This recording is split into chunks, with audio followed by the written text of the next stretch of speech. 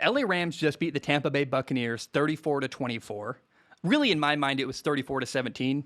LA won by 3 scores in my mind. What happened was Tampa scored with 1:10 left to make it 34-24. So, really, I mean, it's kind of a last-ditch effort to try to make something look better. I'm sure Tampa's like, well, we saved some face by scoring at the end. At least it wasn't a 3-score game. And I really don't have a lot to say about Tampa. I think they need to clean up the penalties week 1. I think they're getting better statistically. Like the penalties week 1, there was 11 for Tampa against Dallas. Week 2 against Atlanta, Tampa had 9 penalties. Now, only in quotes, it's still a lot. 7 penalties against LA in week 3. The Buccaneers have to clean some things up. They're still a really good team. I would love to see a rematch between the Rams and Tampa later in the year, hopefully in the playoffs. I mean, that's the only way they would meet up later. An AFC or an NFC championship game with the Rams and Buccaneers would be a really, really fun, really, really interesting matchup. Now, Tampa, they have to get healthy in the secondary. They are banged up. It's really concerning. Definitely that helped make the Rams look a lot better. But I want people to promise me one thing. Promise me this. If the Buccaneers do not win a Super Bowl this year, spare me the, Tom Brady's washed up narrative. I don't want to have that conversation. It's just not true at all. It won't be true in January. There's a ton of great NFL teams this year. Buffalo, the Rams, Kansas City, the Chargers, Cleveland, Green Bay. There's so many. The list goes on. And I feel like the NFL, the Buccaneers kept all their starters. I think they got slightly better. But look, the rest of the NFL got better too. They're catching up to Tampa Bay. And so Tampa may not win it all this year. That will not mean that Tom Brady's washed up somehow suddenly because they didn't win a Super Bowl this year. Like, the bar is crazy high for Tom Brady. And I feel like if they don't meet that crazy high expectation, people are going to say, well, he's 40 whatever and he's washed up. Like, can we not have that conversation? I don't want anyone to ever doubt Tom Brady again. People will. I'll get annoyed. Like, I see that whole narrative coming, right? But I just want to say, like, Tom Brady's playing great football. If they don't win a Super Bowl this year, don't bail on Tom and say he's terrible. Remember, Peyton Manning won a Super Bowl when he could barely play football in his final year. So just don't give up on Tom Brady if they don't win a Super Bowl this year. Now, to me, this game, Tampa Bay versus LA, this game confirmed what I already believed about the LA Rams. They are a team that has a top 5 defense. They upgraded at quarterback. They got Matthew Stafford. They have a great coach, Sean McVay. They score at will. The Rams are Super Bowl contenders. Like, they look like a very, very good football team. They might be the best team in the entire NFL. They're in the conversation. And they might, by the way, win a Super Bowl in their home stadium this year, which would be, what if we got, this would really isolate the rest of America. But can you imagine if we got the LA Chargers against the LA Rams in the Super Bowl this year, both in their home stadium? People already think the NFL is rigged. That would make people believe of course it's rigged. How could that narrative is too good.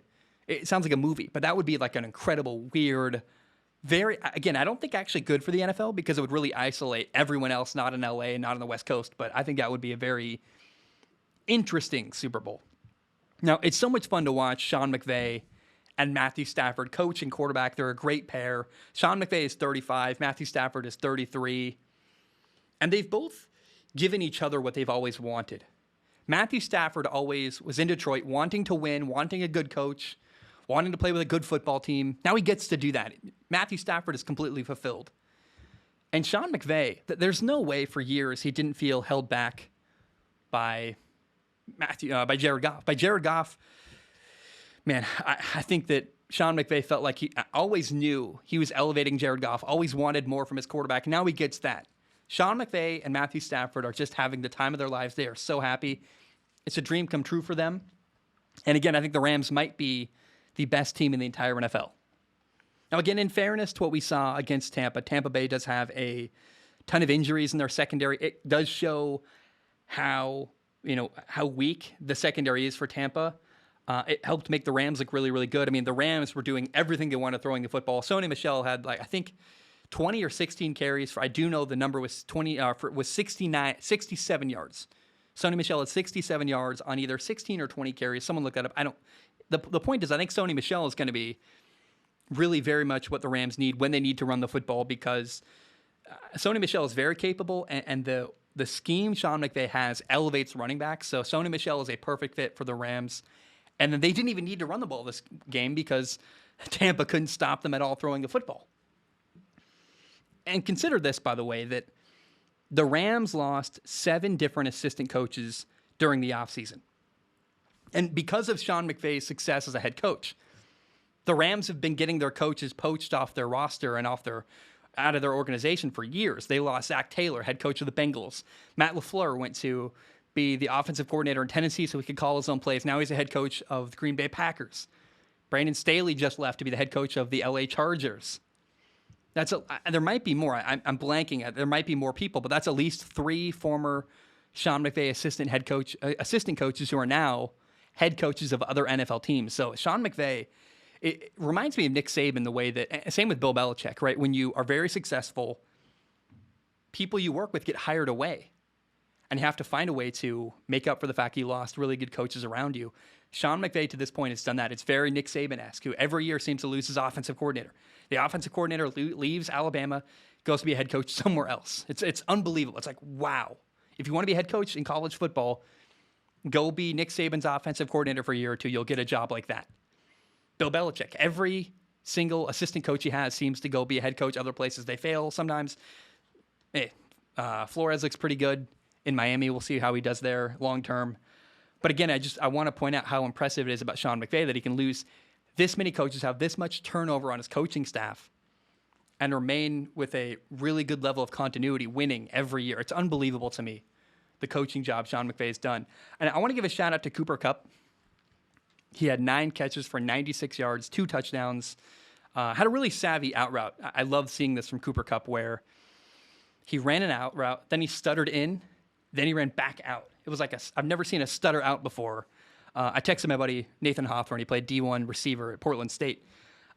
Likely that's not in the play design to run a stutter out where you like fake in, out, then back out. It's just a dude being a good player and savvy and understanding the concept and making a play against one-on-one coverage. My guess is, and we hypothesize that probably that's something that, Cooper Kupp tried in practice in one-on-ones, and he's like, hey, Matt, I'm going to do that again. Like he told the quarterback, hey, I'm going to do that later in the year, and if I get this matchup, I'm running that. And Matthew Stafford was ready for it. The timing was perfect. There's a crazy good angle of Cooper Kupp. He runs out. He takes a step in. The defender bites hard on the in cut, like thinks he's got a pick 6. And then Cooper Kupp crosses him and goes back outside, and you're like, oh, my goodness. That is a terrifying route. I've never seen that done before, and hey, credit to that. I really like seeing Cooper Kupp do that. Also, I cannot believe how fast Deshaun Jackson still is. He's 34 years old. He can still run by anybody in the NFL. It's unbelievable. And I know that Sean McVay used to coach him in Washington. But Deshaun Jackson had a long 75-yard touchdown catch. And he should have really had 3 long touchdowns. In the first half, 2 long balls were missed to Deshaun Jackson. My theory here is that Matthew Stafford is still learning how to play with Deshaun Jackson. I think he's learning and realizing, no matter what I do, I cannot overthrow D-Jack. Like, you cannot throw the ball too far. If you see Deshaun Jackson running vertical, launch it as far as you can, as high as you can. He will run under it. It's unbelievable. And so opportunity number 1, Stafford underthrew it. I think it's a moment of he's still learning. I really can just put it as far as humanly possible. He's 34, but he's got burners. And then opportunity number 2, Matthew Stafford got hit as he threw. He couldn't get enough on it.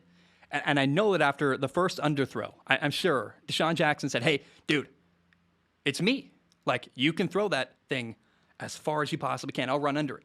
So then after the second one, when Deshaun Jackson looks back, the ball lands behind him. It's another, for his perspective, that's another underthrow.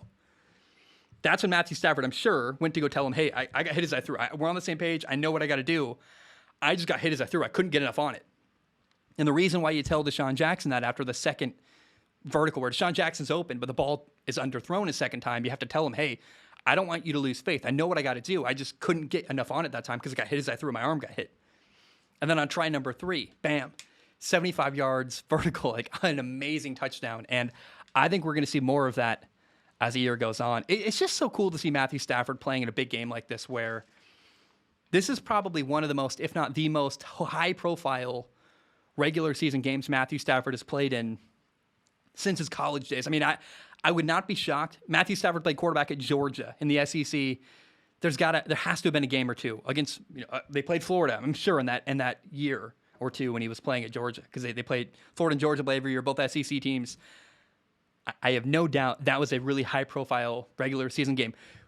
In all the years he was in Detroit, I mean, I even think there might have been more people watching with the Buccaneers Rams regular season game. Might have had more viewers than a Detroit Lions playoff game ever had. And Matthew Stafford has the most yards and touchdowns. He's got the best stats ever for a quarterback who's never won a playoff game. And I just love seeing the guy getting an opportunity to play in really big moments and doing well and winning. Like, I just think Matthew Stafford has waited his whole career for moments like he had on Sunday. I love seeing it happen. I love seeing him do well. And I'm so happy for Matthew Stafford.